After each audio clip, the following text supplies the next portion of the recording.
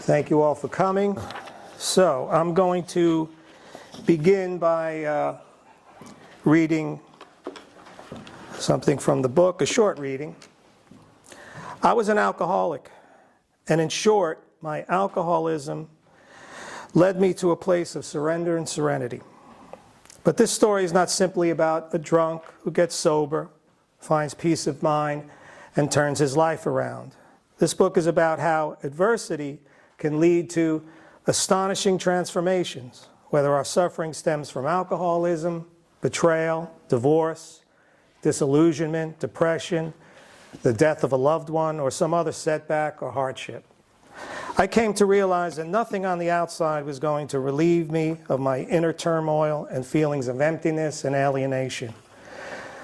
Over time, I learned that happiness is an inside job. Just as important, I discovered that alcoholics and addicts don't corner the market on suffering. It's a condition we all experience. It's called the human condition. I found an alternative way of living. Unlike the self-help methods I exhausted and beyond the insights and lessons I learned in talk therapy, this new model of living profoundly changed my core being. It revealed to me my true self by helping me see outside myself. It helped me curtail my self-centeredness, selfishness, and self-absorption. In essence, it enabled me to unself. The wisdom I came upon goes beyond self-analysis, self-help, and New Age affirmations that promise happiness and success, yet leave many of us unfulfilled and dissatisfied. The following pages present a more grounded, practical approach to life that asks us to stop searching for happiness and to start focusing on the causes of our suffering. More than that, the book details, by way of narrative, each significant step I took in my struggle to unearth the causes of my suffering and to overcome depression, alcoholism, addiction, hopelessness, and an overall dissatisfaction with life. In my sobriety, while cultivating a spiritual way of living and helping others in recovery, I dug deeply into the contemplative practices. This led me to leave behind a 30-year career as a touring musician and singer-songwriter. I traded in a life of drugs, sex, rock and roll for a sane, sober, and spiritual one. I started teaching yoga and Buddhist meditation, sharing the knowledge I had learned. I developed close relationships with many of my students who took a strong interest in what I had to offer, and I became part of a community of fellow teachers and seekers. I believe the wisdom in this book has the potential to profoundly change your life for the better, whether you're an alcoholic or not, whether you have addiction issues or not, whether you're depressed or heartbroken, regardless of the causes of your suffering. I hope the following pages guide you onto your path of healing, happiness, and peace. As for me, my drinking problem, my rock bottom, was my rite of passage.